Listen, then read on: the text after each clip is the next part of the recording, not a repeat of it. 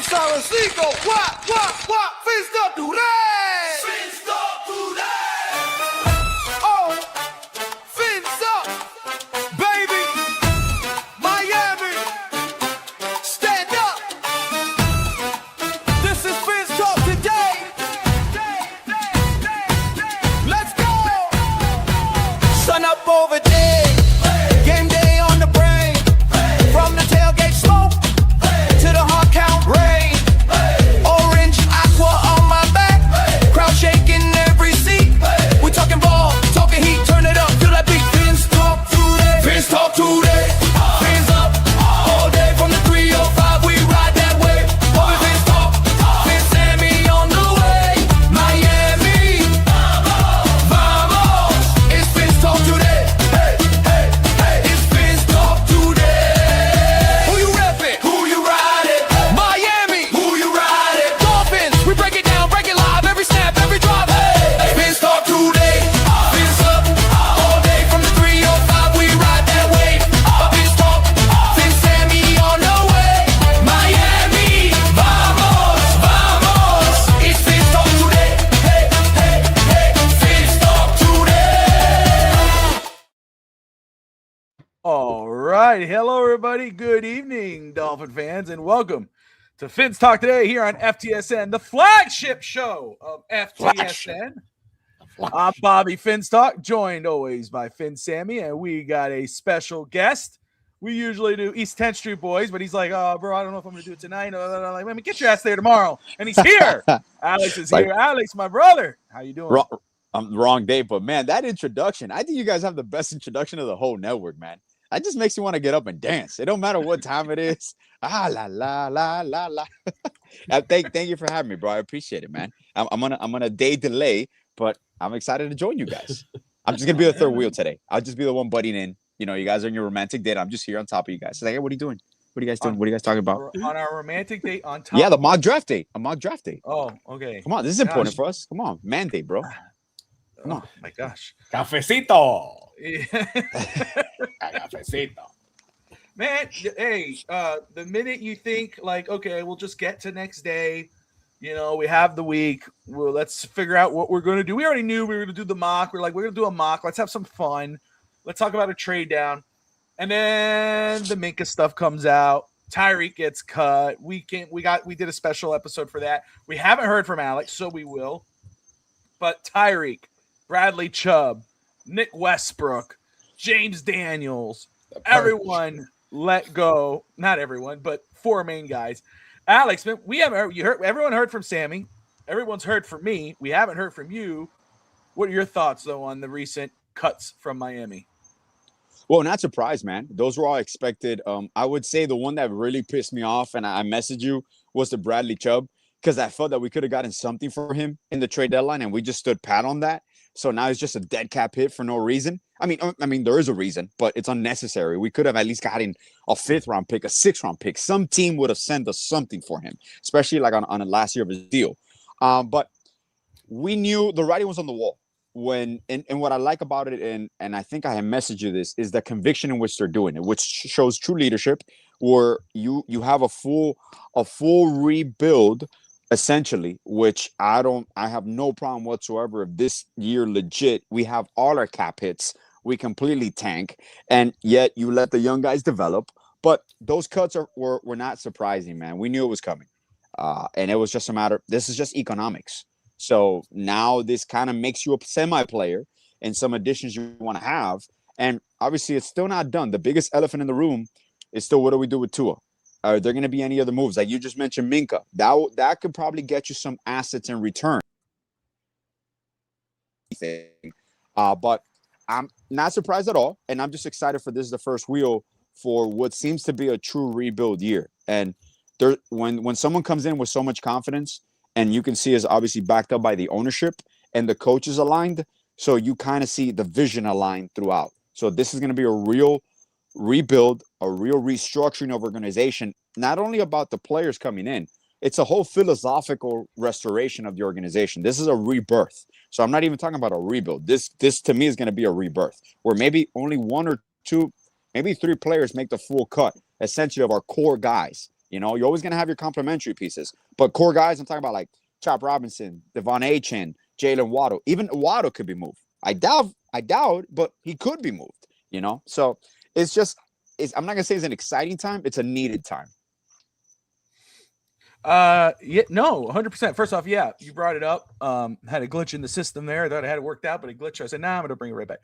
But when in regards Minka Fitzpatrick, it was announced, reported yesterday that the Dolphins are looking to trade him, which is not a shock whatsoever. You know, again, the noise out of Miami for is that John Eric Sully, the GM, is looking to stockpile draft picks. You know, that's trading away loose ends, cutting, obviously, yeah, you're going to cut players like Tyreek, the Bradley Chubbs of the world, and everything else. But, you trade away the pieces of high value, you get those draft picks. They're trying to trade away to gain more picks. Number 11, more than likely, everybody's like, oh, man, get this guy, get that guy, this guy at 11. Oh, my God, if he falls, more than likely, they're going to trade out of that pick, gain more picks. This show is like if the flagship and East Central Boys had a baby. Yeah, that's right. That's right. That's right. I got all the guys. I just need Josh Kimmel in the house from No Holds Barred. If we would have had Josh Kimmel, it would have been better. The beard gets smaller. Yes. I saved a week ago. Yeah, who said that to me, dude? Someone told me that every time they see Alex on another show, every time Alex pops up on air, he has a new hairstyle, a new beard. Every time. Next, they'll have a mustache. I got tired of my beard was a little bit bigger than yours, Bobby, and I just shaved it off, and I was going with I trimmed my goatee, and now I'm starting to grow back a little bit. But in 2 weeks, I should be around a little bit less than you, but I'll be back. Don't worry. Yeah. Like, yes.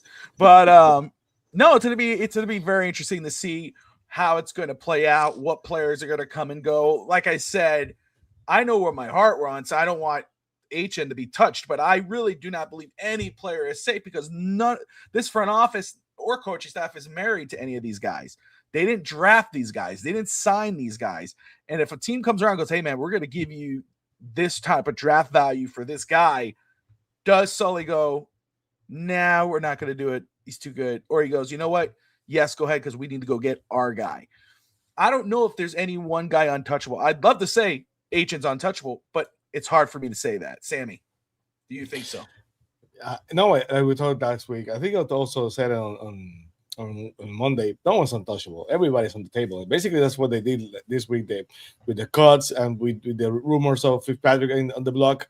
I still believe that trading HN last season would have been kind of hard because any team that would have taken has to see, I'm going to take him, and now I have a top 20 defense, so I had to pay the $5 million because I don't expect any team that's on the bottom on the bottom of the top defense in the NFL going to take the Chubb and say, he's going to come here. Now the bonus is automatic. I now have to pay the $5 million. So moving him last year, I don't think it was as simple as many of us thought it could have been. So I have my reason on that. On A-Chain, again, anybody's on the table. The thing is, what's the proper value? Because I'm pretty much seeing that for us Dolphins fans, every single time we have a player, he's more valuable to us than to the other team. And when the other team has the player, is more valuable still to us than the other. So we're willing to overpay. So it's kind of complicated. I'm not so sure that the proper value for Asian will be addressed because right now he's the one of the most exciting players on the NFL. Probably the best player on the team, so you basically turn your best asset on the team. So, what will be proper value for Devon Achin? That's the debate that could keep going on and on and on, and we'll never gonna agree. If they trade for a second round pick, which is probably when you think about it, a running back, proper value, probably it. This fan base is gonna go nuts. So, it's very complicated. But any team that will want Devon Achin will have to overpay. So it will have to be more.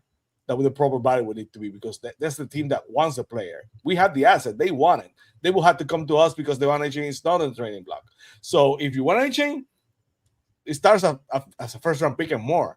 I'm not saying that's going to be the end value, but you have to overpay if you want to play the one chain with the Dolphins.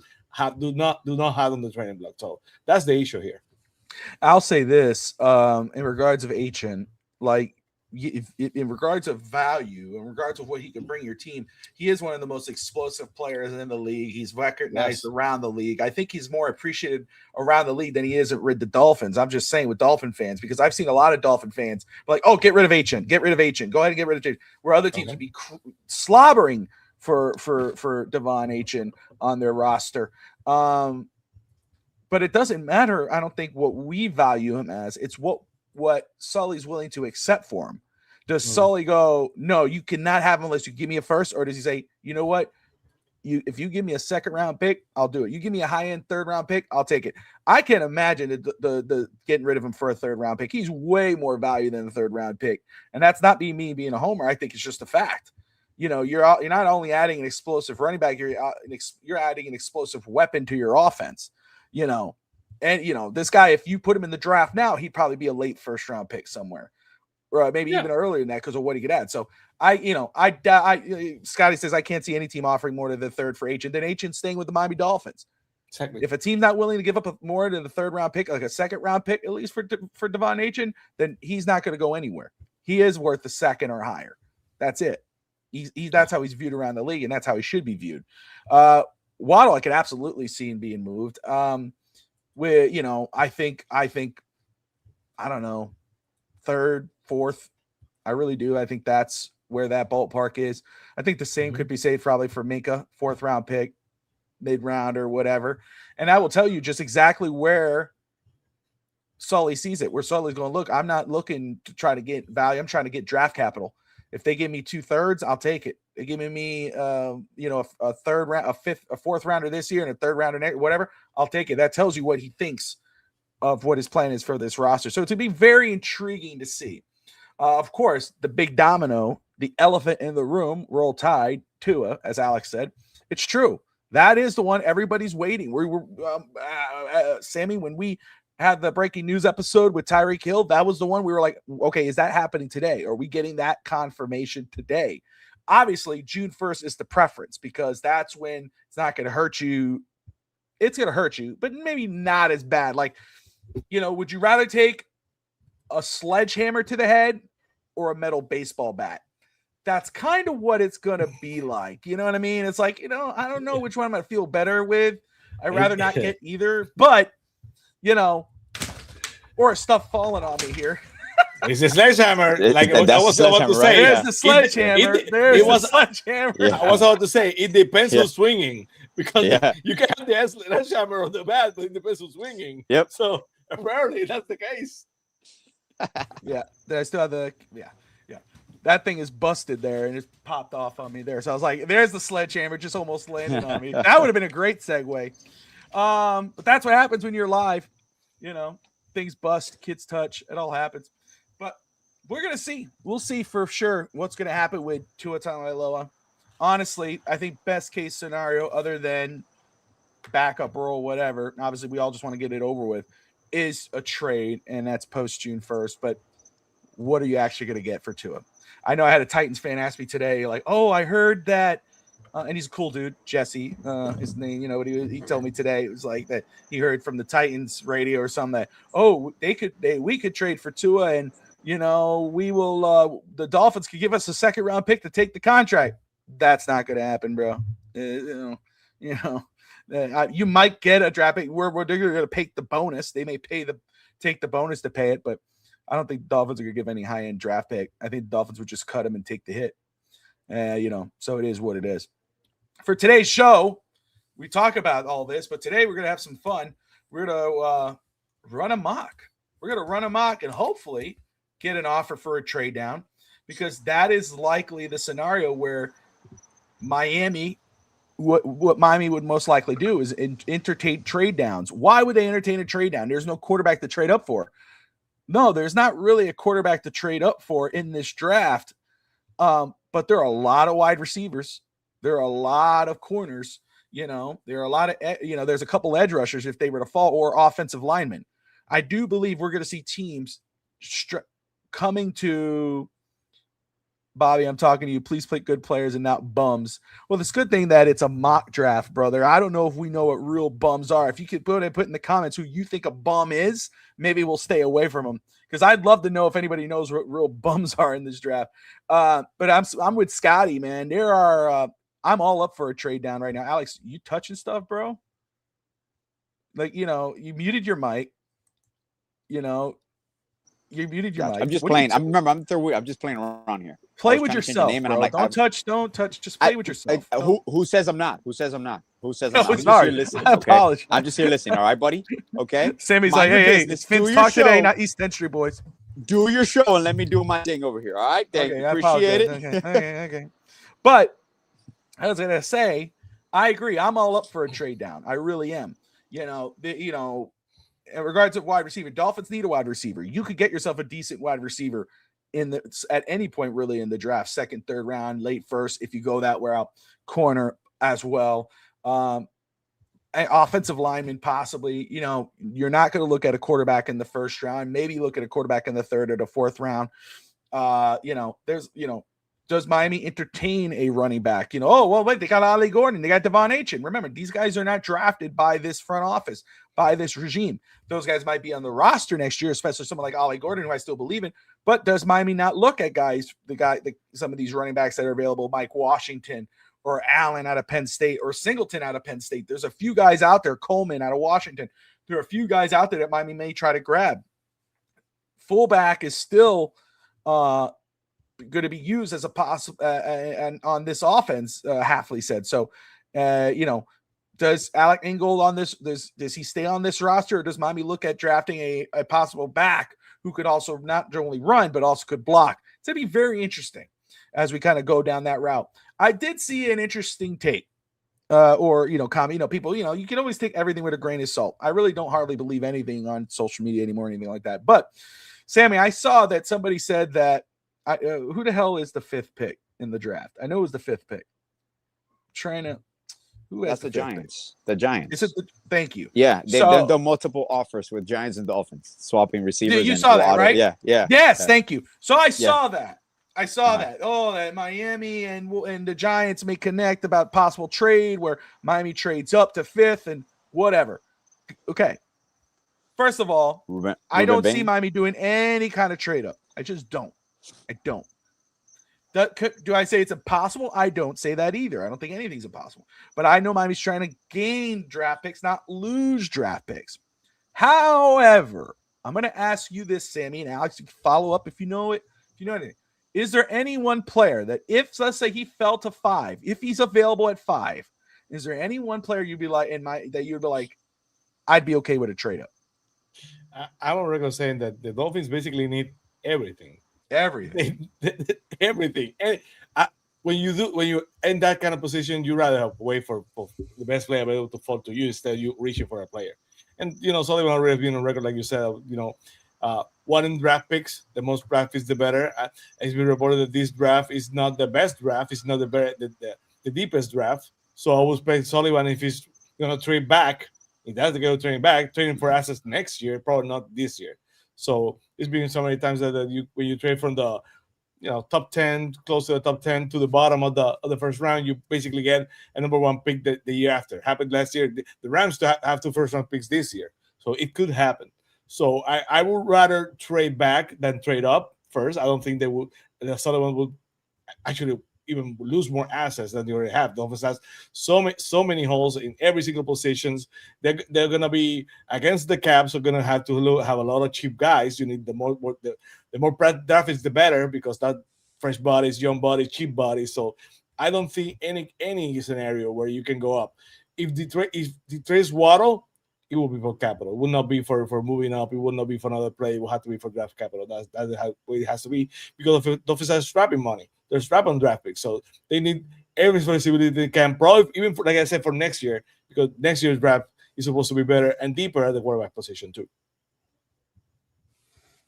Absolutely. I don't know. I don't see any scenario in which Miami moves up. I think they'd be perfectly comfortable sitting and waiting for the draft to fall to them. See how it plays out. If there is a guy that falls to them that is absolutely must have, good. If not, move down and get BPA as you move down.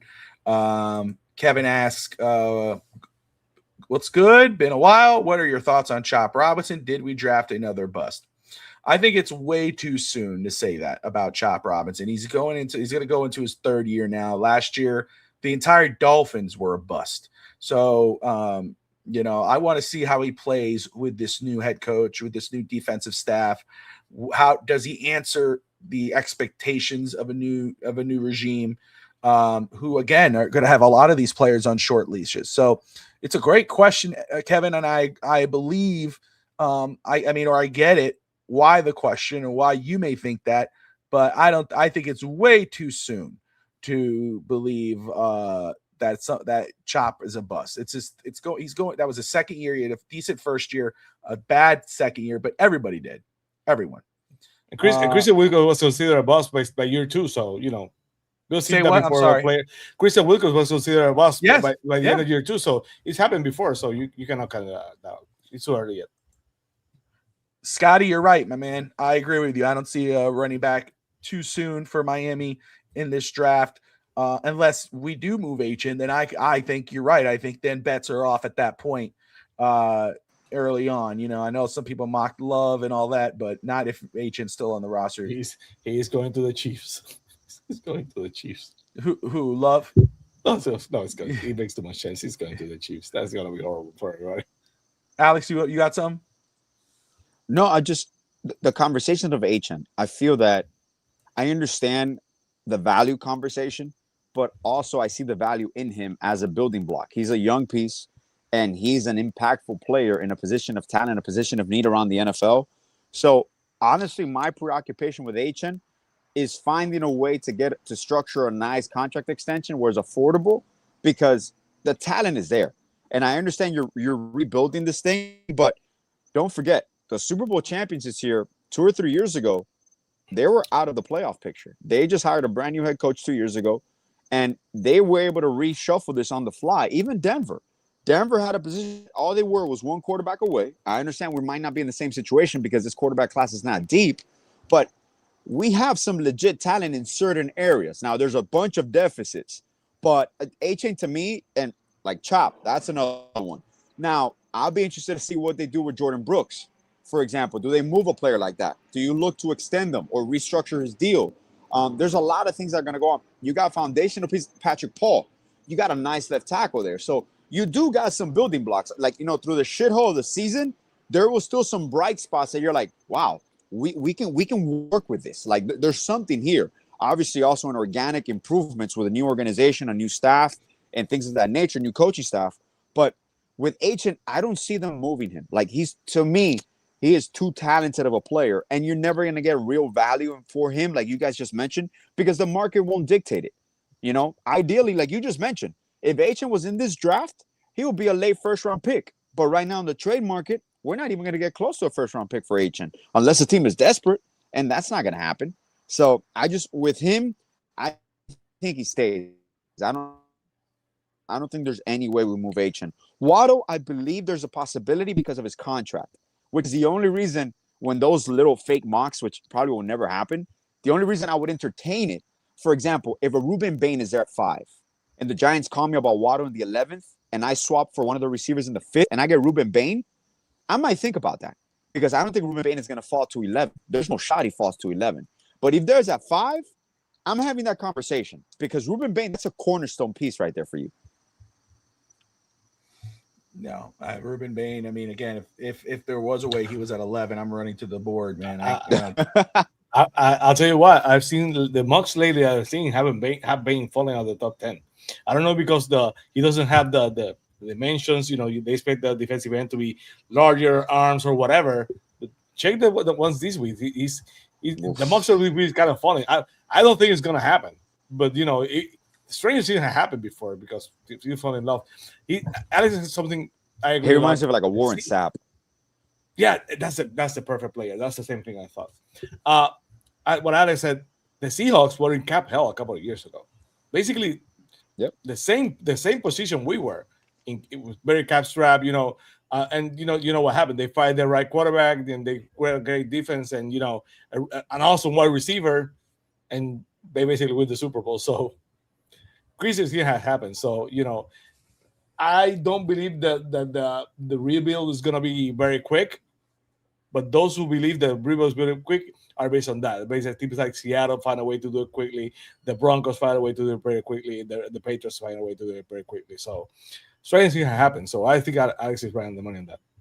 It's again. That's why I tell people expectations should be low to none into next season. Don't have any expectations. I don't care what they do, but don't be. Things can happen. You look at what you brought up New England and Seattle, whatever. But Houston's another one. Even though last year they kind of struggled and got bounced back, but they were another team that were bottom of the barrel. And in this year one of CJ Stroud and Williams, they turned around and hit the stride. So be interesting to see. Manzano. Let me see. I saw Anthony in there. I don't want to miss out on him. Let's see. There's a lot of it. Bobby, the issue if they're the issue is if they're coming from the Packers. I don't think the Packers don't have a history of trading down. They usually stick and pick. Okay, two things, Anthony. Yeah. Fair point. But I'll say two things to that. First off, it wasn't the jam. The Packers aren't the Dolphins. The Packers are not the mess that Miami is in. That's the first thing. Correct. You got to gain the picks. Okay. Secondly, just because Sully comes from Green Bay, he's been there for 20 years. He's learned from a lot of them. Doesn't mean he's going to be an exact replica of what they do. So Correct. That's the first point. I understand your point, but that's just me. We've had no idea how to use Chop. I don't think Anthony says I don't think Chop is a bust. But I think they're going to end up trading him because he doesn't fit the prototype. And when it comes to defense end, they like the big guys. I don't know what they like. We'll see. It's a new regime. Yeah.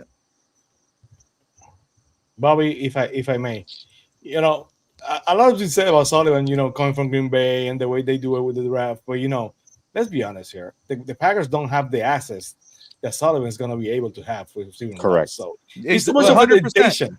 It's too much of a temptation. When you are there, you have to do it because you have a budget. You cannot spend. It's not like that. Like we are that we basically go like I would say, Dolphins fans and the Dolphins management love the shiny object.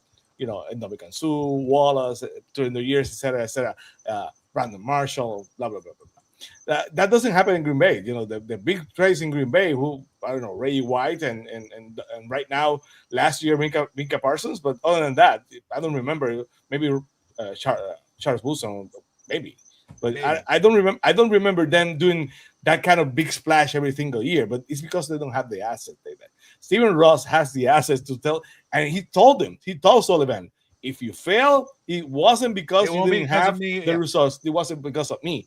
So you are not in the same position. I'm pretty sure that one of the things that Sullivan did in his presentation for the DM just said, we did more with less. But over here, he doesn't have to because he's going to have the world in his hands with Steven Ross. Whatever you need, you can have. So it's different. It's not going to be the same approach. And I understand that the right way. You muted Mike. You know what I did is you watch it. Yeah. That's for you, Papa. But if you're gonna have the assets, he's gonna use them. I'm not saying that's gonna be as irresponsible as Steven Greer, basically trying to every single year stack everything and doing password with millions and millions of dollars. We fans, we love it when it happened to but if they don't spend, wake up, Chris Greer, wake up, like they do with Pat Riley used to do with Chris Greer. Fans do that. And then we complain when the player doesn't work. We do that every single year. But right now, Sullivan doesn't have to do the Packer way. He has everything that he needs in Steven Ross to do it. So it's gonna be something more balanced.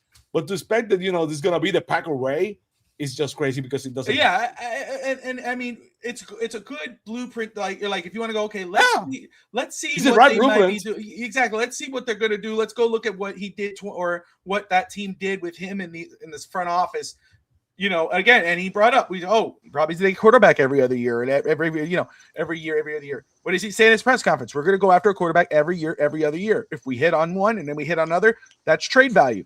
Yes, but I don't think we could either say, because they didn't do this in Green Bay, they're not doing it in Miami. Chop doesn't fit their mold. This is Miami. Devon Achin's too small. Look at the running backs in Green Bay. They didn't have a talent like Devon Achin in Green Bay. Achin outplays whatever you view as his size, and he didn't play small to me. He played pretty damn big last year. Now, that's why I think running back is an option this year for Miami in regards of draft, because they may want to get a bruiser at back, a bigger, thicker guy at 200 some odd pounds. Maybe, but that doesn't mean, we're going to get rid of him because he doesn't fit. And we got Ollie Gordon. So Ollie Gordon. But the truth is, they didn't draft Ollie. But I agree. Yeah. I think Ollie Gordon can't be ignored at that point. There's one thing I want to add, Bobby, because a lot of people, what you just mentioned, you hit a great point in regards to you come from a certain place. So there's philosophical foundations that you've learned, but you're still your own person. You're still your own talent evaluator, and now you're your own decision maker. What I would say this, I do believe he's going to bring the philosophical foundation of you have to build a team through the draft. And that doesn't mean that all your hits have to be massive hits, but your misses can be that consecutively or that bad. That's the part of, that's what I love. People are talking about all this team. What I love is the restructuring of the scouting department, because we had the same scouting head, the head scout, and the scouting department was intact for the last 20 years. And we kept missing on the right and the same things over and over and over. So they bring a different perspective. Like we've always talked about, your scouting report might be different than mine's. What he does have is the pedigree. Because of those lack of assets, is that they have to analyze everything of the player. And they have to analyze the player with the organization. And now he has a blessing that he can go out there and spend or restructure deals and get signing bonuses that the owner will approve. So that is a blessing. But the foundation of him drafting key pieces and not missing, I'm not even looking for his hits. I want to see what he does miss on and what doesn't he miss on. That's, to me, that's a great GM right there. If your misses are less, because I don't care who you are, the best GM in the world will have misses because it happens. They're athletes. They're unpredictable at times. You can analyze all you want. There's moments that you're going to miss. But we miss in positions of need and in drafting positions way too high. Our misses weren't our 6th or 7th round picks. Our misses were 1st and 2nd and 3rd rounders. That's the part that's killed us all these years. Yeah, I will say too, I am, again, I understand, especially, I think everybody should, with the way the cap is for Miami, we're going to trade away a lot of these players. I get it. I am more than excited because I've been calling for it. I've been wanting this. Build through the draft. Build through the draft. You look at the Packers, and you're right, Alex. Not everything's going to be done the same way, but he understands, like, hey, we've won without going after major free agents. We've gotten players that we were able to win. Where's the bling bling, Bobby? Hey man, it's always here, bro. I mean, it is a blessing, Bobby, when they draft their quarterback and the quarterback sits 2 or 3 years behind another Hall of Fame quarterback. They have hit it on. Whoa, damn, damn, Bobby, watch out, your finger's gonna fall. That weighs too much, man. That should have been a contender. You need to hold it, Bob. Hold your finger. That the finger's gonna fall. Just hold it there. It's way too flashy, bro. I'm not ashamed. I love the damn thing. I saw my Ellie had it the other night. I was like, put it away. Stop touching it. I just want to wear it. I was like, no. Do you just walk around your job and like just backhand people with it on? No. So I do that at home. I'm like, listen, I'm always right. Where's my sandwich? No. Where's my sandwich? But yeah, you're gonna fly, bro. Rican. They'll whoop your ass, bro. They ain't gonna fly, bro. No, it ain't gonna work. I don't think so. Pimp smacks. That's right. Bobby, did you see the reports? Apparently, Jeff Hafley, defensive coordinator, like I assume they would. There's a lot of talent there, and that's why. Again, these aren't guys that they've drafted, but these are guys that have talent coming out of the draft a couple years back. They're probably looking, go, hey man, these are some quality young pieces. We could work on this. We could build on this. So I'm on the young guys. I'm not sleeping on it. 5 top 100 picks. We need 4 starters. 100%. We need day one contributors. 100%. And you could probably find you should be able to find some day one contributors in this draft. A good handful of them. Absolutely. So let's play around with this. Let's see how this is going to play. Again, I think Miami Sports asked earlier, we're just going to use the PFSN mock draft simulator with the PFF rankings players list. So it'll be a little different than what you probably normally see on somewhere else. No, Lou, I did not hear that at all. I have not seen that. That is news to me. Sammy, have you seen that at all? The Texans may be shopping Stroud? I heard the rumor, but I forgot the name. Basically, the senior writer for the Texans said the other day, if that happens, I'm gonna walk naked into the traffic of the highest highway in Houston. So if he says that it's not gonna happen. It's not gonna happen, guys, because they basically say there's no way. So I heard a rumor. Yes, there are a lot of people say, but he was so confident. He said, "I will walk basically naked in traffic if that happens." And he said, "I have not seen anyone said that they will do it if it doesn't happen." So I'm that confident. So I don't think it's gonna happen. So now that was said, Bobby, can I interrupt you 1 second? I want to ask a question. My bad. Just for you guys. I don't know if you guys have talked to us about this. Oh, hold on. Bring you, Alex. You disappeared. Hold on. And there Sammy, also give me your opinion on this, because I understand the option of Malik Willis. There could be a realistic option. It might be a financial hurdle that we might have to climb, but obviously they have the knowledge of who he is as a player. They've seen him for 2 years in Green Bay, etc. So that might be option 1A, maybe a 2-year deal, probably 20 million above per. That's fine.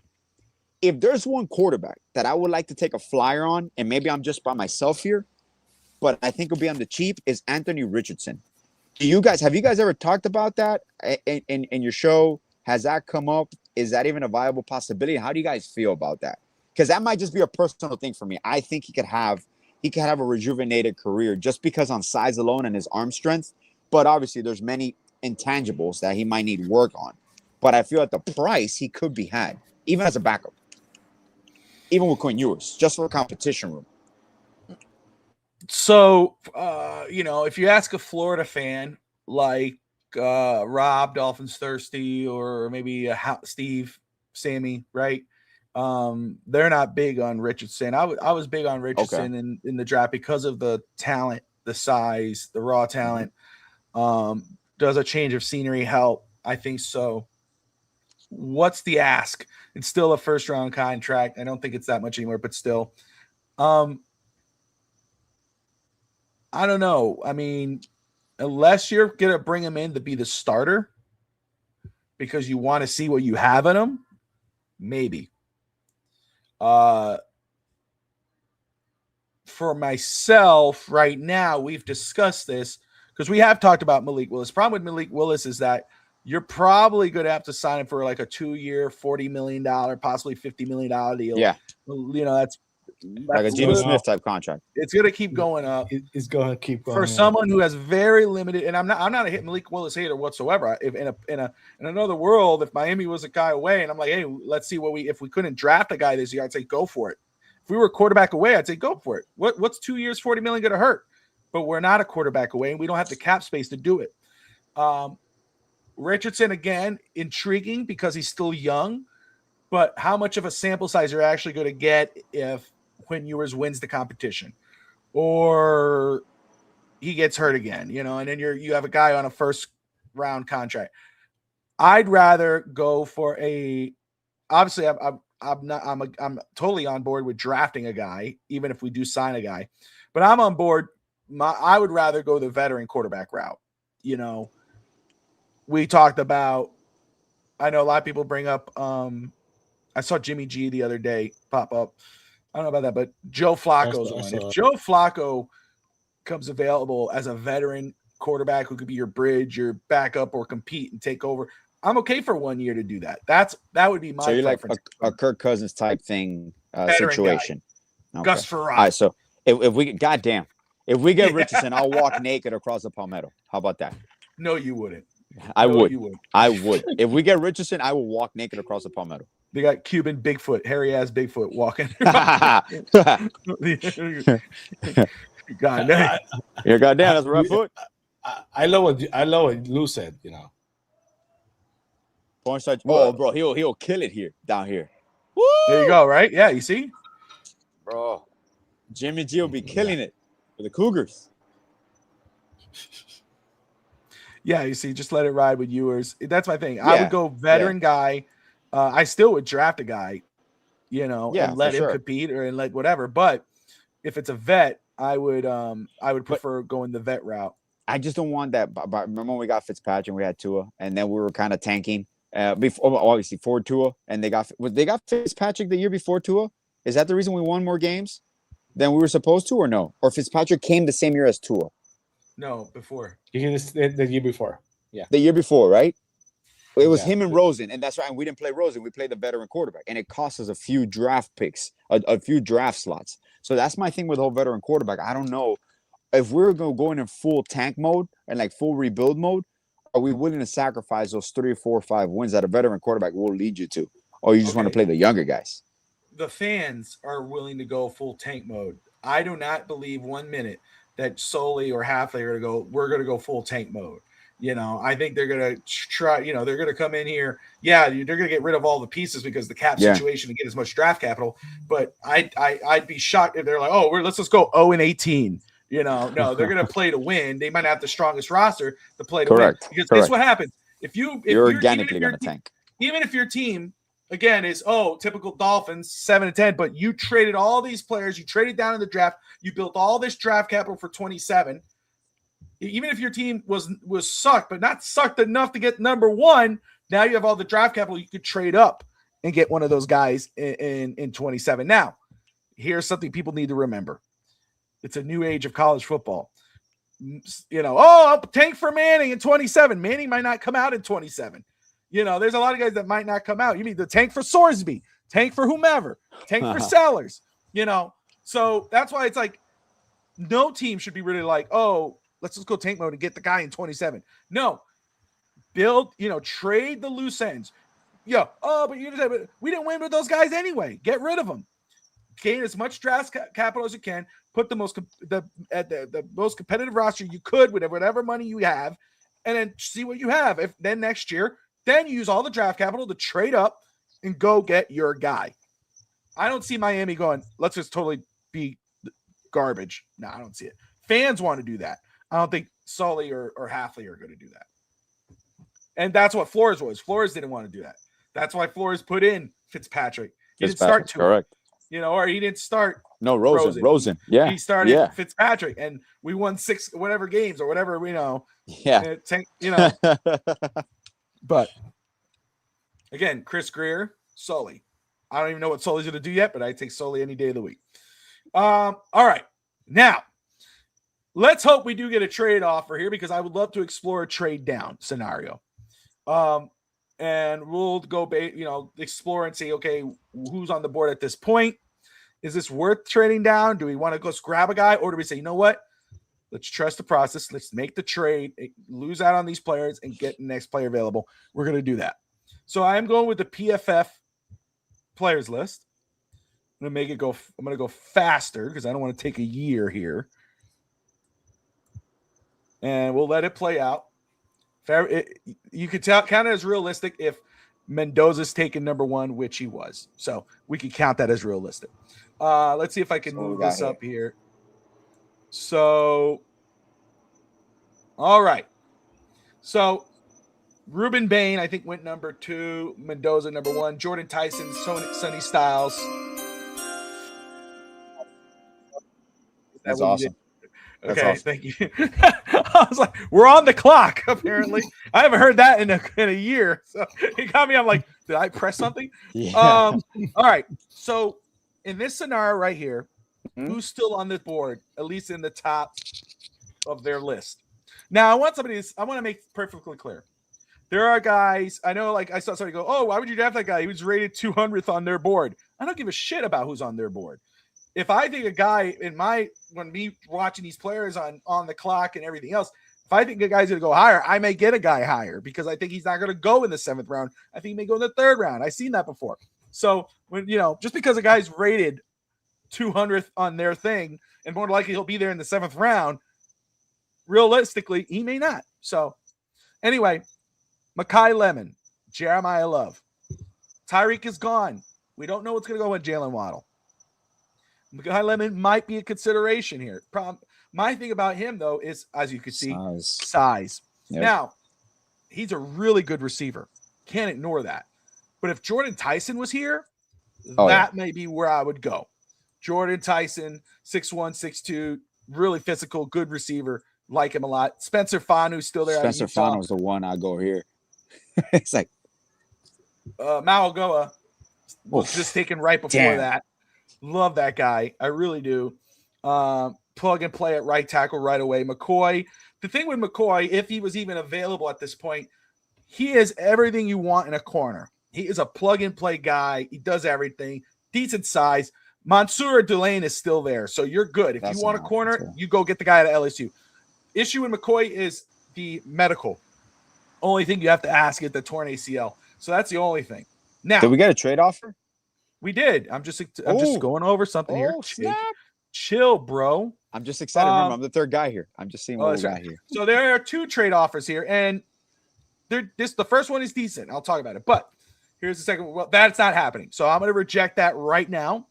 Hi, who's this? Buffalo Bills? No, thank you. We're hanging up. We got the 49ers here.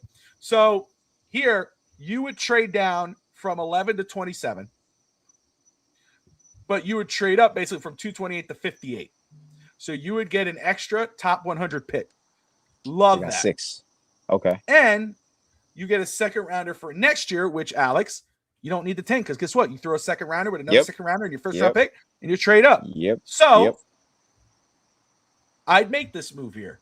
Yes. I do this, and then that gives us a scenario of a trade down. Sammy, your thoughts?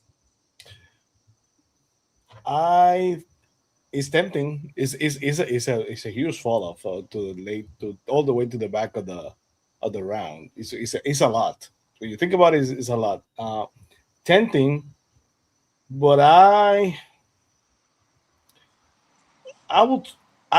not saying that I'm just a voice in the room, in the war room, but I will try to do a counter offer because I think we could probably be healthier if we can make sure that we actually get the first next year, and because that's gonna be a late second round pick next year too. It's gonna be too late second round pick. So if I was in the war room, I will do anything in my power to see if we can turn that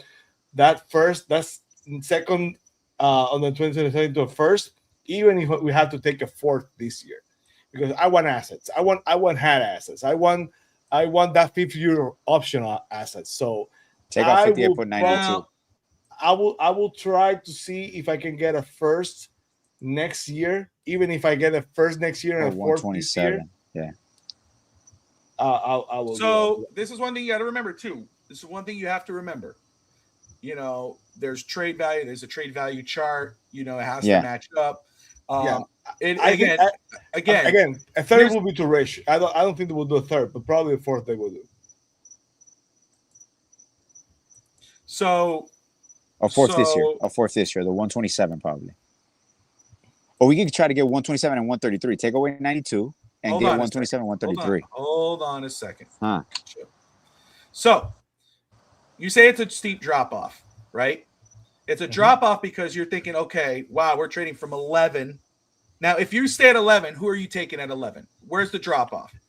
Who are we missing out on if we trade from 11 right now? I'm thinking final.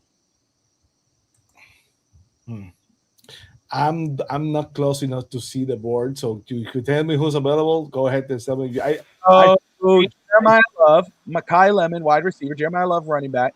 Mansour Delane, corner. Peter Woods, defensive tackle. Cassius Howell from Texas A&M. Kendrick Folk, edge rusher out of Auburn. Caleb Banks and Spencer Fanu and Avian Tyrell. Spencer Fanu is Utah offensive tackle, and Avian Tyrell, corner out of Clemson. I think Fanu in this month draft is probably rated too low. We know he's gonna probably go top 10. So you have to take that real worth. It's not that I'm afraid of losing. If I was going down from 11 to 21, I will feel good about it because of all the people you said, probably mentioned, 1 or 2 is gonna be there at 21. By experience, that's what usually happens. But by 27, 28, late the round, none of those guys going to be. Basically, you turn a top 11 pick into 2 second-round picks because that's all you're doing. Because this draft is not too deep. You're going to go all the way back to the back of the second round, and probably the 49ers going to have a very a very low draft pick next year, and you're going to have two very late, one early second round pick in this draft that's not so deep, and two late second round picks. So that's why I don't feel too comfortable going so far. So if we won the 21st, I will feel much better, even 24th, maybe 23rd. But that far, I'm queasy. Joe Phil will say I'm queasy about that. So I'll tell you why I'm not queasy on it. First off, the only player that I would take right now at this pick is Mansour Delane. That's the one I'm taking. It wouldn't be Spencer Fanu. There are other guys later on. You got the kid. Oh my goodness. I got his name here. Where the hell did he go? Max Ianker. You can try to get him later in round 1 or possibly round 2 if he's there. He's the kid who had a strong Senior Bowl. You got Jennings Dunker as well. Offensive guard is there as well. Mansour Delane. Oh, well, we can't pass on a corner. This draft is heavy with corners. You can't pass on a receiver. This draft is heavy at receiver. I don't think it's, there's that, any one of these guys make or break your year or your future. No. Mm-hmm. But if we acquire draft capital, we get an extra top 100 pick. We basically move from 228, a 7th round pick, and move that up to 58. You get another quality player who could probably be a season 1 contributor. I'm all for that. You get a second round pick next year, whether that's a late second or an early second, I don't know, but it's still a second round pick. Get that for next year to continue to build upon this roster that's basically nothing. You're not one player away, and there's not one player in this selection at 11 who I think could turn around your roster. If Ruben Bain's sitting at 11, you make that because he could make or break a game, probably help your team year 1. Jordan Tyson might be the same type of situation, but I don't think there is one guy here that does that. I am comfortable with the move down because I do trust how the board may fall, but I'll leave it to you guys. Can you go back to the trade offer? Can we make a counter offer? You can make a counter offer, of course. Yeah. Okay, there we go. You see that one right here? Can we add 133 maybe to see if they pull for it, or is that going to be too drop off? Because if they really want this 11th pick, we could ask for that. It says it's close, so they could agree or disagree. They're not rejecting it. Now, let's say if you could do this, then they of course. But you do this, they could accept it. Okay. Now again, that's great because then you get it at 133. You get an additional pick. I'm cool with that. Or you could try to say, oh, let's add an additional pick for next year and see if they take it. Okay. If I had to vote now, for the sake of entertainment and the draft to have the chance to have more picks, I'm gonna go with Bobby and let him, pull the trigger and get a second. That way we're gonna have 2 seconds this year, and it's gonna be probably more fun to keeping players. But I'm still holding to my guns of saying that I would not go that far. And I understand where you're coming from. I'm not saying that you're wrong, but it will be, for me as a GM, it will be way too far. But for the sake of entertainment, the fact that you're basically not wrong either, let's go with your plan. If you plan to accept the trade, I will accept that. So.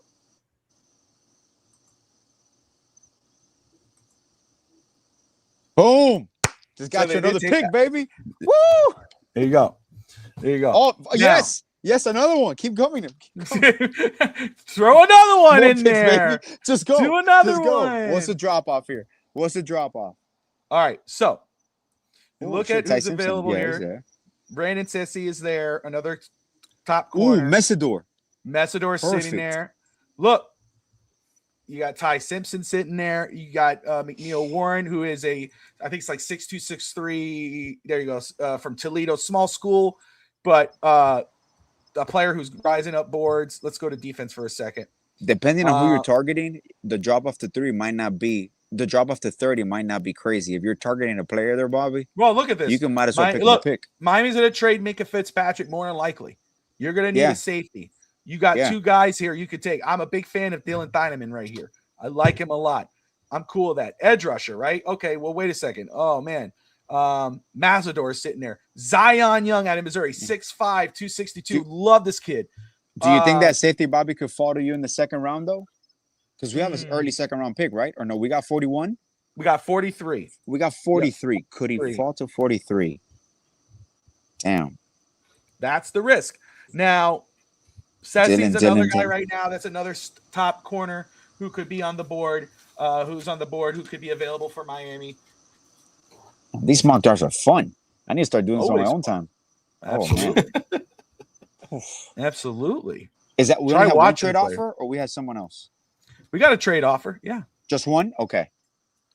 We got 3 trade offers. We have but, 3 trade offers. We don't have to go crazy. Yeah. I go. Whoa. The only one I'd entertain that one. Buffalo. Check Buffalo. Check Buffalo. That's a second round pick next year. Let me see. A second and a third for pick 60s, 91. No, that's a big. That's bro. That's too much of a drop off. Why would we help Buffalo? Why would we do that? Hey man, my enemy could be a potential friend, depending on what the necessity is. But that's a massive drop off. Now, go ahead, Sammy. I'm sorry. I'm sorry. The one with the 30th pick, that still makes sense because they usually have a chance to get the 50-year option.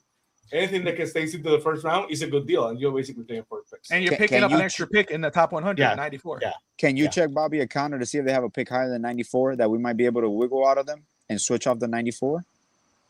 Yeah, they won't do 62. They're not gonna do 62. They're not gonna do 62. No. I would do that because if there's guys still here that I know they're gonna be there at 30, and you just get an extra. Hey, pick. You got our approval. Go ahead. All right, there you go. Now, Oof. see there you go. So you still have the safety there. You have both safeties still there. Chris Bell came off the board. Chris Bell was a guy who I'm a big fan of for wide receiver. Physical wide out. A guy I would love for Miami to take a look at if he was there. But here you go. Edge rusher, Mazador. Corner, Sessi still there. Safety. And Seattle just offered you. Now. So right now, I would go either safety. I'm a big guy in Dylan Thanaman. I know you see 38. Don't look at 38. Yeah. Think of the prospect. Yeah. Okay. Of course. But depending, we might be able to pick another pick because Seattle just offered you, and who are they targeting? Based on their free agency, and then the Patriots are right behind them. I knew the Broncos were targeting wide receiver. So, Sammy, your thoughts, man? I think it's time to make a pick. The problem is that the old guy in me cannot see the board, so I'm trying to see. Hey, I got hooked, bro. I got hooked, man. I'm trying to see, and I just can see. It's way too far away. So I'm basically on my second screen watching the delay broadcast to see what we're having and trying to see in the phone. So we're basically right now at pick 40. What 40? We're 30, right? We're at pick 30 right now. Yep. Because your face is basically blocking my number, so I cannot see where we are. So we are right. We are okay. So is there someone who has basically fallen? Because again, we can pick everywhere. I know fans love Messidor. I know we always want pass rush. I don't think he's a perfect guy for what I've seen. The metrics are all over the place. But you can never go wrong with pass rush. So that would be a pick that probably will do. Let's do it. Let's again, but one thing I will say, like Mazador, obviously fan favorite, Miami, whatever. Mm-hmm. I'm very intrigued with Zion Young. But for this practice, I'm okay going Mazador. Again, older guy, I think 25 years old. But do you think Messidor basically is more of a fit for a 3-4 scheme then? I think so. Kind of smaller.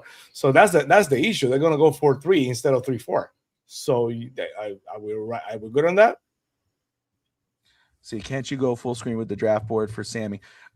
Sammy it is full screen. Sammy would just have to go full screen on his thing, and let me see if I did this, it would just see it's basically the same thing. So yeah, it won't. Yeah, it's all right. Sammy just needs. I'm just thank you for that. Now, wait. Can I ask this? Do you consider Ty Simpson with this pick? I'm just asking. Would you consider Ty Simpson with this pick? Or I'll would try. you I'll, just I'll trade at 32. If Tyson's at 32, I might go for him. Okay. I'll tell you what.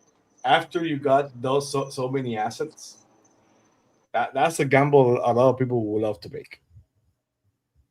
I'm not sure that he will be the guy, and there's a reason why many teams will not. I could yeah, I'm okay waiting. I'm just I'm asking the question, So What but other offers did we get here, GM? I'm really not worried about the offers anymore, but we Pick can keep 32, looking. pick 33. We have a ton of picks right now, so Yeah, I'm that's okay why. with Thank you, I'm Dizzy. No, I just like the Seattle because it's another second rounder next year. So now we have 3 second rounders next year. Okay, And I'm let's building do my it. team. F I'm building it. my team. Let's do it. Let's go. Let's go. do it. Here, That's what I'm here, talking there about, you go. Bobby. Let's go. There we go. All right, don't look at the other ones, Alex. That's enough. Now we're done. See, look, McNeil Warren got picked. Yeah. There you go. So this is my concern. Dylan Thieneman could be gone. You could go if you like Dylan. I would go safety at this pick. I'd pick safety here. Okay. I go Thieneman here. Ty Simpson is still there, so he might fall. Jets might go. Oh, Cardinals might go for him. Titans are not going to go for him. The Jets would go for Tyson. We'll go for Ty Simpson. But again, okay. I'm okay with that. I'm okay with that. Okay. But anyway, I see Massador still there. I'd go Dylan Thieneman here, get the safety. Yeah. There's other safeties later. I get it. But Thieneman is somebody I think he's a physical guy. You could double dip at safety because you're going to need him. No, and Massador might fall to you at 41 if you really want him because of his injury concerns. Maybe. All right. I mean, I'm cool with that. Just on you, Sammy. The last time we went with an Oracle safety, it was pretty okay. So yeah, why not? Let's do it. Let's do it. According to past experience. Yeah. Oh wait. Hey, where did Ty Simpson go to? Cleveland. Holy shit. Of course. Oh, well, look at this. Look at this. Hold on. Look, 43. You took the top. You took a safety. This guy, I'm telling you, that's a contributor. Day one. Yeah. Look who's still on the board. Zion Young. Okay. Oof, Colton Hood is still on the board as well. But, okay. Make sure here. Where did Massador go to, Bobby? I'm intrigued to see who picked him up. Did he go like 37? He went 37. Went to Washington. 37 to Washington. Makes sense. Yeah. Okay. So right here, Miami obviously is going to need a corner. Okay. We understand that. This draft is deep with corner, but not so much at edge rusher. Right now, because you got rid of Bradley Chubb. You got rid of Jalen Phillips. You still have Chop Robinson. People are asking questions. Zion Young might be where I may go here. But Alex, go ahead. What were you going to say? Can you pull up Keith Abney for me? Of course. 5'11", 190. Is he a ball hawk? Well, first off, Keith Abney, first off, the cornerback class is very deep. Yeah, so I wouldn't do that there. Keith Abney, those are both guys that, again, Pons later on as well. Yeah. Possible round 3 option. Takario Davis is one I like a lot. Yeah. Big guy, 6'3", 6'4". Check me pregnant from Oregon. Yeah. There's other guys later on that I'd look at here. Over him. That I think would be yeah. Okay. I would have reached. Hey, if Zion is your impactful player, let's still look at the trade offer. We might have an offer there. If you think Zion is going to fall, a 3-pick drop, you wouldn't do that? No, I just go Zion or Eli Stowers. Again, tight end is a need. We don't know what's going to happen with Darren Waller might be gone. The S rusher is so depleted right now. I agree. There's no one. Yeah. No so one. we good with Zion? We agree with not following the tribe of going for need. That's right. Yeah. That's a huge need. And basically we have needs everywhere. So For you, Bobby, is that your best BPA right now? That's the one I would grab right now. I like right him. now. That's your BPA. Yeah, I roll with him right there. I like Stowers. I like Colton Hood, but I'd go get edge rusher. And right he there. won't be there at 46. Oh no, you already made the pick, so that's good. I made the pick. Now, we're here. We're at Eli 58. Stowers still there. Stowers is still there. Stowers you need a is still tight there. end. Okay, let's look at this here for a second. Ignore Trinidad. Available right now, Bobby? Ignore Trinidad. Don't look at Trinidad. No, don't worry about it. what quarterbacks are available? Okay. Drew Alar is still there. Okay. So Drew we got Alar's time. still there. We Yeah. can wait. Yeah. If Okay. Perfect. round 2, you're not going that route. No, at all. At all. But here, Eli Stowers is still there. He could block, he could catch. He's a great rep, and he did great for Diego Pavia. I think that's something you got to monitor and worthwhile. Look at defense there. Bam. Let's look at wide receiver. Again, you could kind of hold off at wide receiver. Right here, I wouldn't be against going Eli Stowers here at tight end. Same here. Sammy.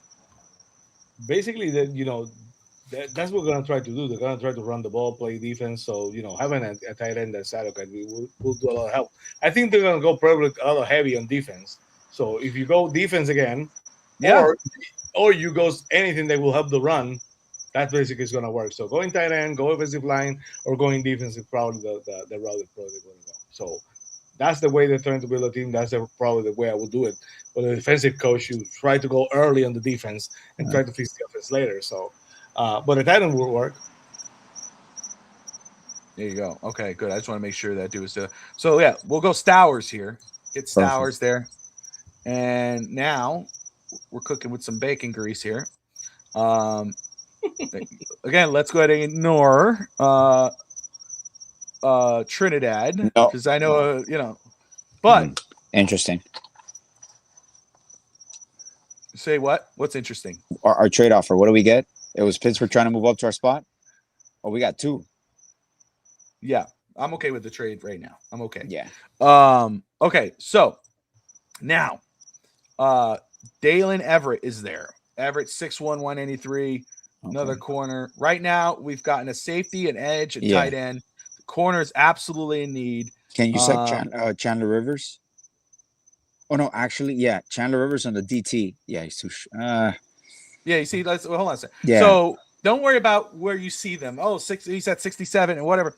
Dalen Everett, good player. Will Lee's another one, 6'2", 190, decent at Texas A&M, really good. Julian Hill's another big guy, 6'2", 6'1", another guy I'd look at. Let's see. Takeo Davis later on. It's a guy I like a lot, 6'3", 6'4". Just recently, this guy I think is going to move up boards. I would. Yeah. Can you go to defensive tackle, Bobby?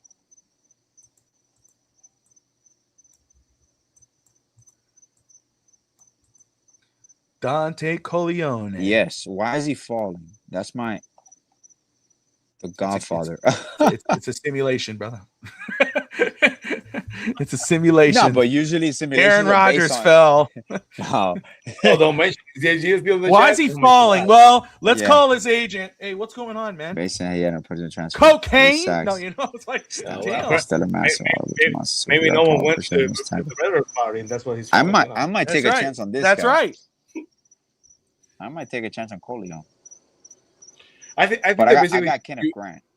And you were around the money when you said later that you felt that the Dolphins should pass on the corner early because you felt confident that we could probably get someone at corner this part of the draft. The Dolphins probably gonna have to double down on corner. So if you go corner here, you could probably have to go corner again, probably the 5th or probably 4th round again. Yep. So great point. Corner will make a lot of sense. The issue is what the one who fits the most to the scheme. That's the issue. I will not care as much about the metrics. I care about more who fits the most. If that's the case, who you think fits the most? So the guy I'm looking at here, if the bring up corner can shut up, DSG. I'm just giving a point. I would roll. I gotta the comments can get you sometimes. I'm trying to read at the same time. My preference here, you're right? You're gonna have to double dip at corner. And there are guys later on that I like that I would get. If I'm rolling anywhere here, I'd probably go Dalen Everett. Josh Wingate did a report on him recently. I like him. Could help in the support in the run game, playmaking corner. Obviously played for a real good school and played against real good competition. This is a guy that I'd roll with at this pick. Dalen Everett, corner out of Georgia. Comfortable with that, Sammy? Of course, it's the ACC. It's Georgia. It's a high profile program, and That would make a lot of sense. If it fits, do it. Let's go. Let's do it. Now, again, Miami, Russell Douglas could be coming back. You still need to get younger. No, I agree. I'm just throwing just saying those things out there. You know what I'm saying? Now, this is interesting here. Now, another position Miami could double dip, especially if you move off Jalen Waddle after you just got rid of Tyreek Hill, is wide receiver. Wide receiver could be in play for Miami, especially with a plethora of picks. A couple names on here stand out to me. Actually, there's a few of them. First off, running back, Jonah Coleman. There's a guy, 5'9", 230, physical, small in sight, but thick in stature. It's a guy you could take a look at, but still maybe a little early at running back. If you're thinking like, hey, we're okay at this point, we still want to get a guy. A guy that, talk about Josh Wingate, a guy that Josh is high on, Garrett Nussmeier, 6'1", 202, been off and on. I'll be honest, I'm not as high. I don't think it's bad. I'm not as high on him. I'm good at Drew Alar. If Taylon Green, Sora Robinson out of Baylor, maybe later in the draft, or Cole Payton later on in the draft. Those are guys I'm looking at.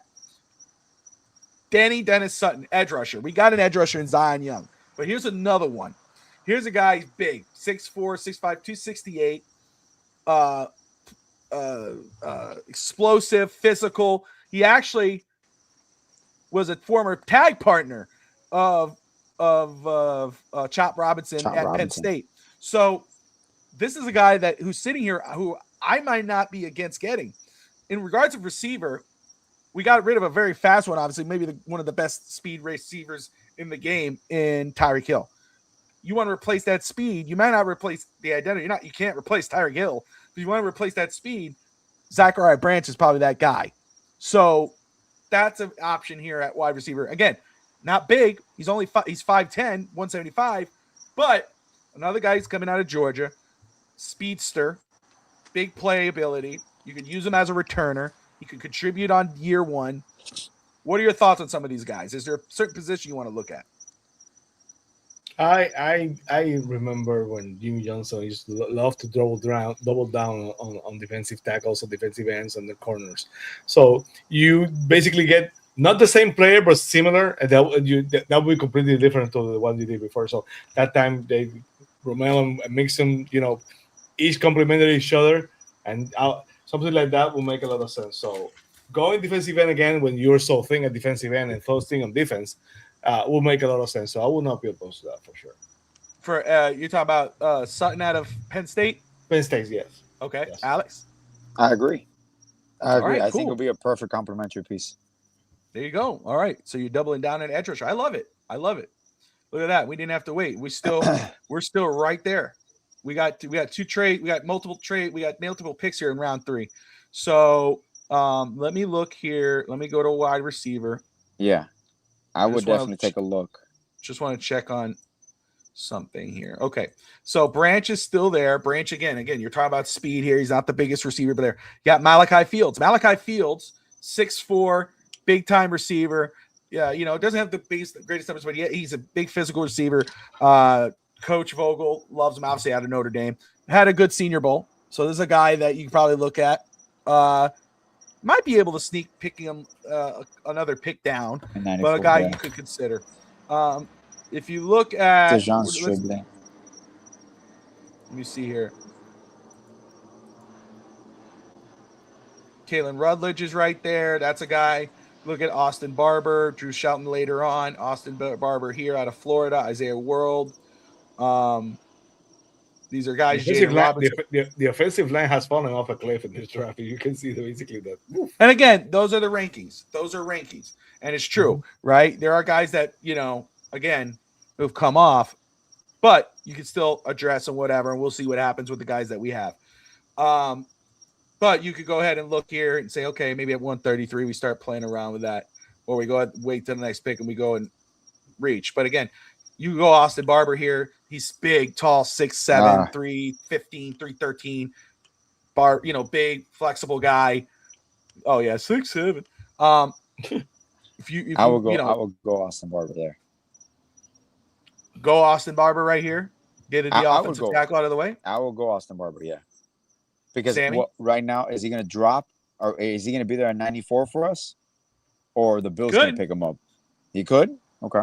he could, he could, but we could go that route if you feel like you want to reach. You could. No, man. No, it's a No. communal Keep that decision same here, bro. energy, bro. Just keep that energy, bro. You Communal want to reach? decision, bro. I was just giving my opinion. No, again, Austin Barber again, and let's read what they have here. Austin Barber, one of the most seasoned 2020 NFL draft offensive line prospects, started 26 total games at the college football level, left and right tackle. Started at 12 starts at left tackle, but also experience in right tackle. We're going to need that. 6'7", 318 they've listed here, but 6'5", 314 there. Stellar length, passes the ideal size. He's explosive, nimble athlete. Still learning how to channel full power in the run game. Proper anchor. Has starting upside. I'm down with this. I do it. I do it right here. Get your tackle. We good? Yes. All right. Personally, I will go with the pick, but personally, I like my offensive lineman that are in the third round that you can, if it doesn't work at tackle, you can basically move to guard. It's kind of big. It will be difficult how to do, but those measurables you cannot pass up. And it's for a big time program in Florida and the SEC. So that would be too hard to pass for that. So I want to make sure. So there's two guys that I'm watching here for guard, even though because we got rid of Daniels, excuse me. Rutledge is a guy that I'm looking at. He's done. You can move him around the offensive line. This is a guy like old school kind of guard. He's a guy I like. You could take him at 94 here. You got 90. You got 33. I don't know if he'll be there at that point. Or do you go big wide receiver? You go Malachi Fields. So I'm going to let you two guys decide that. Would you go the guard or would you wait on guard at 133 since we just got the tackle? Or would you go the big-bodied wide receiver? I know what I want to do, but I want to Alex go first. You're muted, Alex. It'd be good if you could unmute your mic so we could hear you, bro. That'd be great. That'd be amazing. I might go big body wide receiver right now. I might. What was the guy from Ole Miss? Did he get picked? The wide receiver from Ole Miss that I saw a little while ago? Can you check for me, Bob? Strebling? Okay. Damn. Yeah, I might go big wide receiver right now because the running back I'm intrigued by it, but I feel that wide receiver is a more position of need for us. But still, can you go back to running back for a second? That one from Washington, Coleman. Yeah, Coleman is there. I'm okay still waiting on a back. I'm still okay waiting on a running back because I got Nicholas Singleton who's still sitting there. I got Katron Allen who is this, Singleton is a guy who used to be projected top 10. Now he's a guy who could completely drop off out of there. I think you could get him and you'll be golden. Yeah. I would even double dip on that because Allen, I would probably plug and play at fullback because he's a very good pass protector and a lead blocker. So those are two guys. Mike Washington's another guy I like a lot. The one thing I was debating, you see that we went with Austin Barber at 90. If we would have gone with Branch at 90, was Austin Barber going to be there for us at 94? Because Branch got picked right after we picked Barber. So that would have been, I would have been intrigued by that wide receiver. But I will go wide receiver here. Sammy? I would rather go with a big wide receiver later in the draft because basically when you get reaching that part of the draft, you're taking swings. So I would rather go with the offensive line in the process. I will try to develop a little bit more. So I will go offensive line and probably will go with the swing for the big wide receiver later. But that's just me on opinion. So basically, I understand what Alex is going, but I'd rather go with the guy with the huge measurables and you're throwing it out of the wall to see what happens in the wide receiver later, and go with the offensive line now that I have more time to develop it as a higher draft pick. Okay. I like it. I like it. So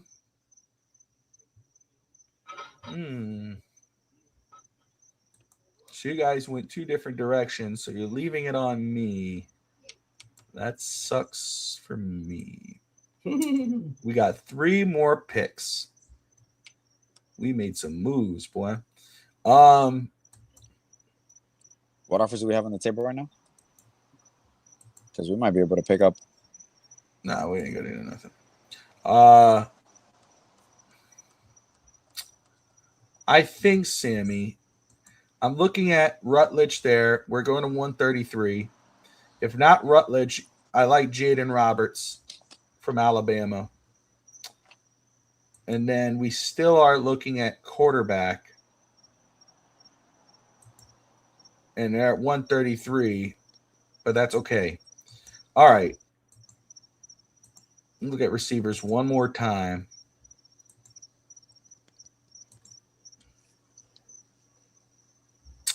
You know, he had himself a solid Senior Bowl. He didn't get a lot of good reps in Notre Dame. I think Malachi would be a good move here. And I would trust this hope that either Jaden Roberts or Rutledge could be there at 133. So let's go big-bodied wide out here.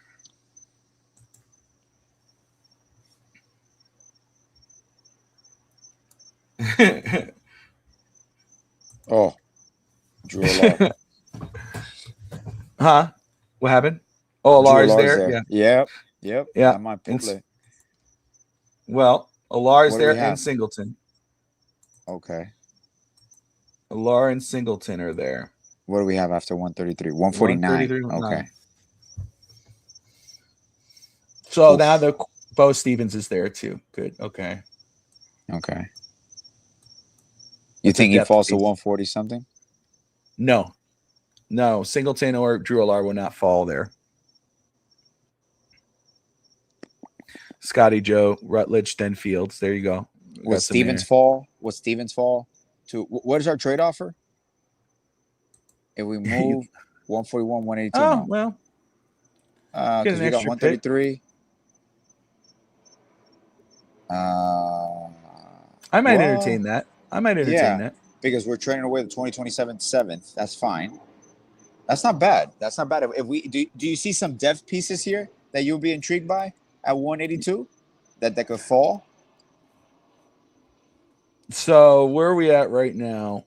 So just kind of back. So Dylan Thiedemann at safety, Zion Young edge rusher, Eli Stowers tight end, Dalen Everett, Danny Dennis Sutton, Austin Barber, Malachi Fields.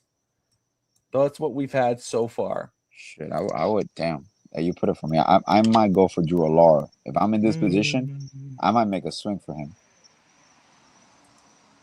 Because, okay, let's see. Raiders already got Mendoza. Broncos already got their pick. Eagles already have them. Saints already have a quarterback. But anyways, they could all go for a backup. I would take this trade down and see who's available after that. Do it. That would give us a third pick because there are 3 guys that I would be here. Okay. Drew Alar. So Singleton just got picked. Alar is there.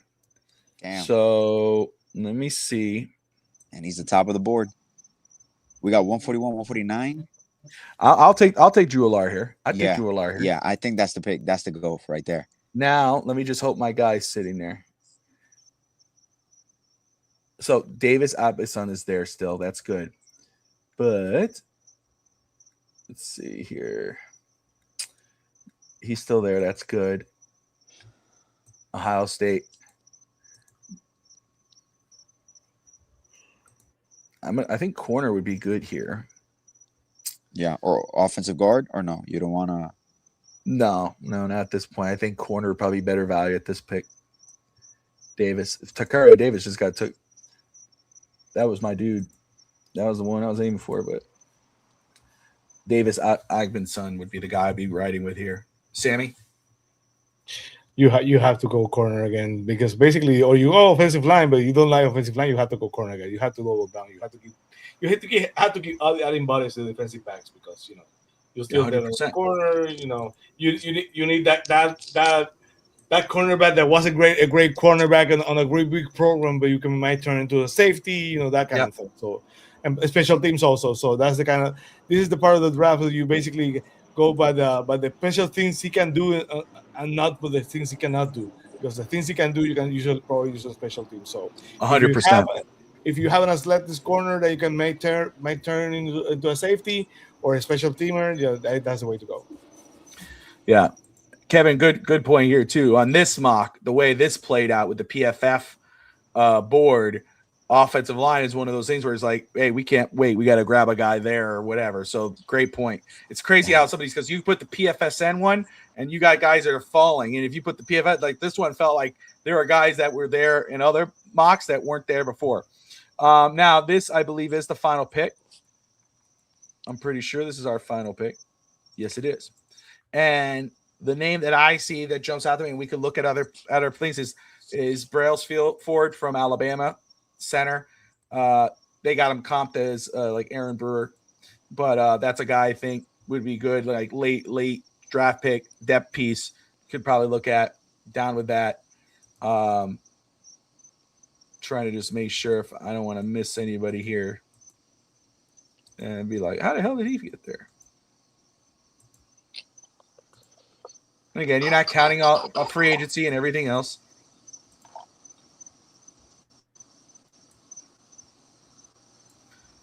Lewis Bond. We had Drew Collins on our show on the Fins Talk Draft show recently. He was talking about Lewis Bond out of Boston College, some guy that he really likes that came out. So shout out to Drew and bringing up that name. Did the wide receiver from USC get picked? I'm pretty sure he did. Yeah. Oh, okay. That's the 149. Yeah, he's gone. Yeah. I would go with the center here. I would go with a depth piece here in Parker Brailsford here and go that route. Last pick of the draft for us, 6th round pick. That's where I would roll.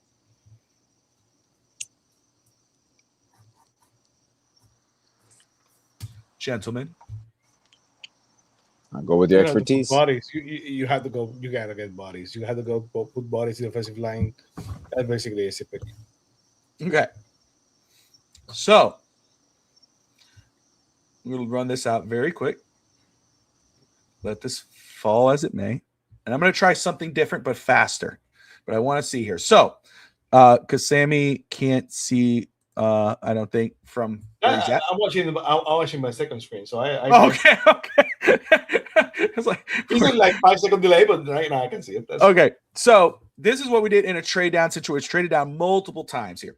But then Dylan Thieneman, the safety out of Oregon with 32. Zion Young, edge rusher. Eli Stowers, tight end out of Vanderbilt. Dalen Everett, Georgia corner. We double dipped on edge rusher Danny Dennis Sutton out of Penn State. Offensive tackle Austin Barber out of Florida at 90. 94 went big wide receiver at Malachi Fields. 141 went Drew Alar. Went double dipped on corner again with Davison Ibenson out of Ohio State, and then got the center out of Alabama, Parker Brailsford, with our final pick in the 6th round. And then we also got a Seattle 2nd rounder for next year and a San Francisco 2nd rounder for next year as well. So we got 2 2nd rounders in that draft. So let me ask you this. We're going to do something very fast. But before go ahead. If there's a way that Sullivan can get out of that draft with 7 100 draft players and 2 2nd-round picks, Stephen Ross will give it a consideration that day. He will not wait for the 3rd year. He's going to extend it that day. 2 2nd-round picks and 7 top 100 draft picks. Woo! If any team does that, that would be a recipe for the most unrealistic draft ever. Is this is anything realistic? It's a mock draft. It's a simulation. Yeah, exactly. Is anything a realistic? It's real to us. It's real to us, man. It's real to us, bro. The idea basically of the mock draft is not the fact that it's unrealistic. Of course, there's no way you can get so many draft picks. It's what you do with it. How you try to strategize at the best of your abilities to the picks you get. So, it Ooh. is what it is. Oh man, look If at this this one. happens, look I at this, run look at this naked. trade offer. Okay.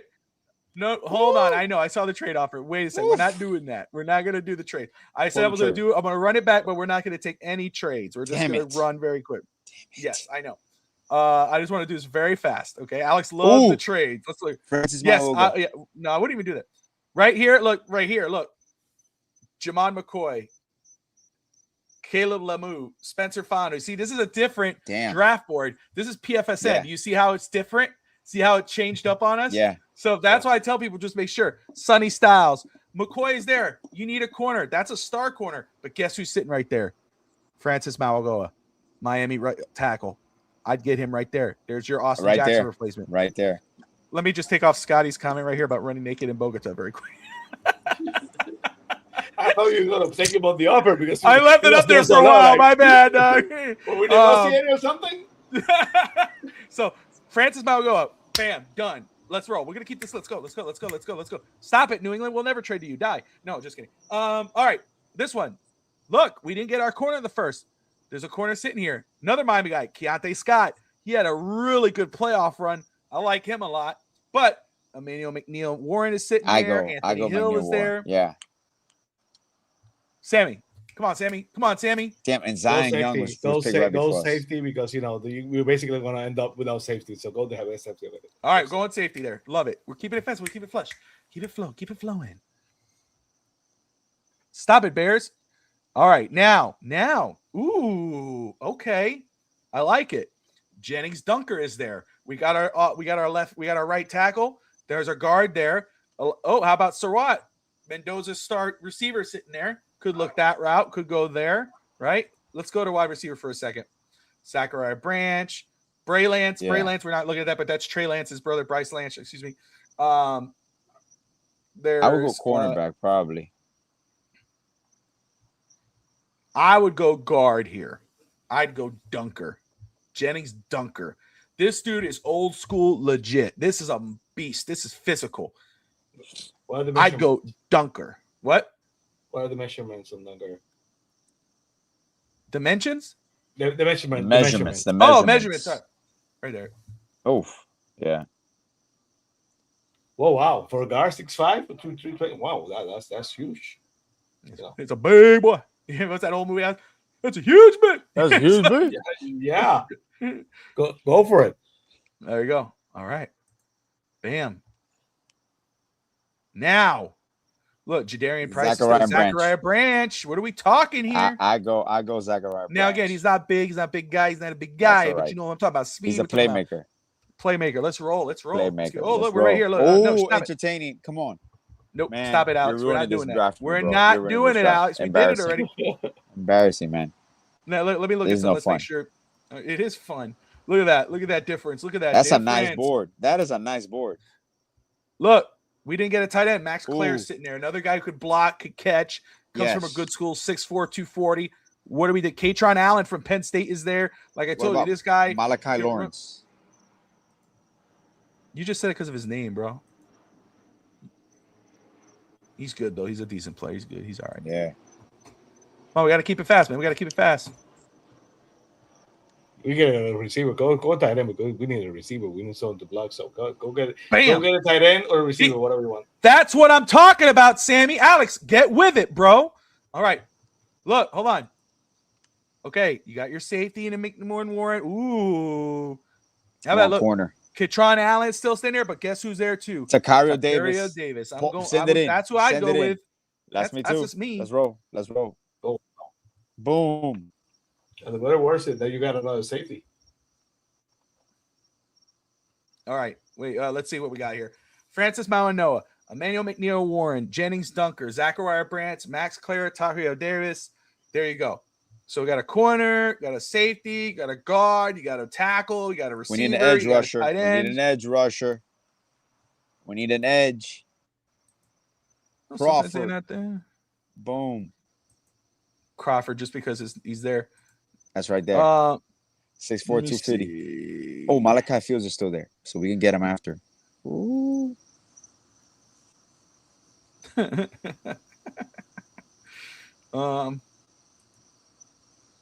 Okay. Boom, boom, Just love how boom, this boom, all falls apart. Yeah, Malachi boom. Fields is still there, but I mean, we could get edge rusher. I mean, I haven't really watched this guy, so I don't want to say it. I hate to say it. Let me see.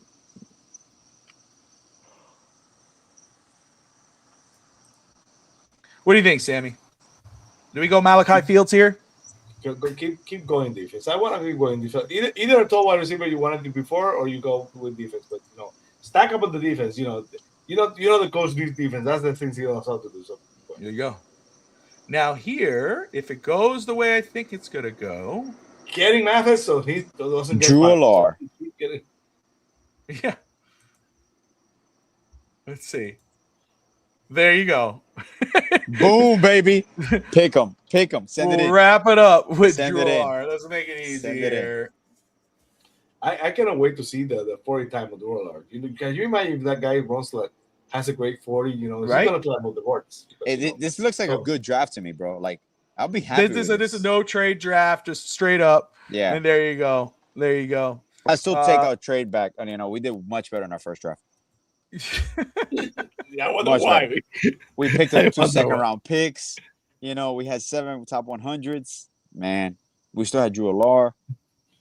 That I'm was upset fun. with this draft, actually. Look, I prefer this mock. That was fun. There you go. You see, it's The all next about time you- fun. The next time you have to do one is all defense and one that's basically all offense, because that's the way it's kind of more reasonable, because that way you can see what's falling to you, whatever you pick. If you go all offense, all defense, and Let's no run trades, it back. Let's do it again. Hold on.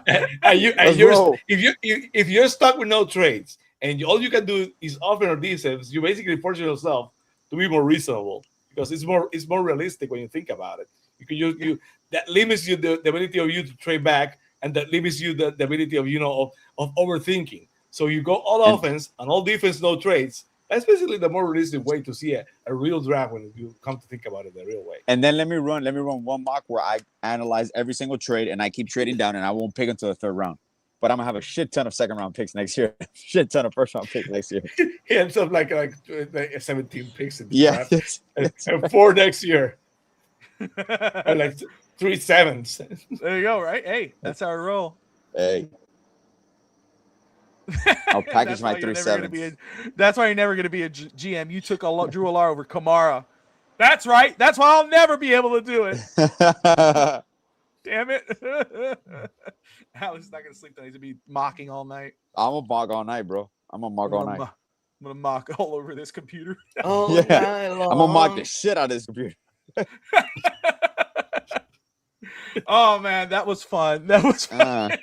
That's exactly how it is. Like, Mock, Anyway. baby. what? Instead of ice, baby, just mock, baby. It's all right. Hey, And Alar are at you off 7th? that high up? Yeah. Yeah. We're so high on Alar. We took him in the 7th round. 7th round. Of course, bro. Hey. Yeah. Yeah. In the We got 7th round, that's picks value, competing brother. for starting jobs. Hell yeah. It went on Mr. Irrelevant for not to be too draft or too high, or what on draft. It's like what round did I took him in the 7th? Wow, bro, you reached, Now, bro. What's the highest? What's the highest round you'll go for Drew Alar?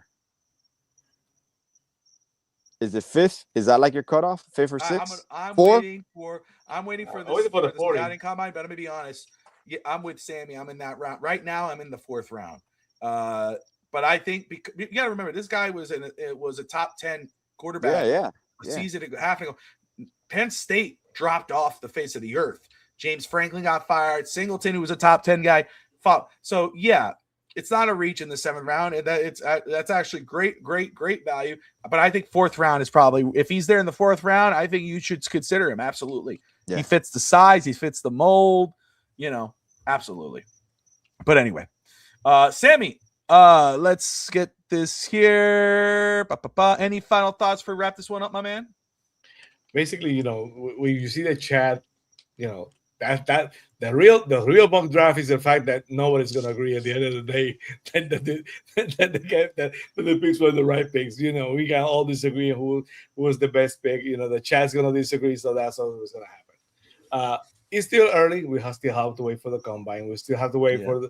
for free agency to happen because, of course, it's not like the Dolphins are going to have a huge free agency, but they're probably going to go into the free agency, the second and third wave of the free agency.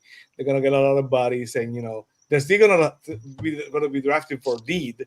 I'm not. They're not going to be. I'm sorry. They're not going to be drafting as much for need as other years. They're going to be best player available. So. Yeah. I can see in a scenario where they trade back a couple of times and they double a lot of times on players like offensive line and we said and corners. But hey, brother, how you think?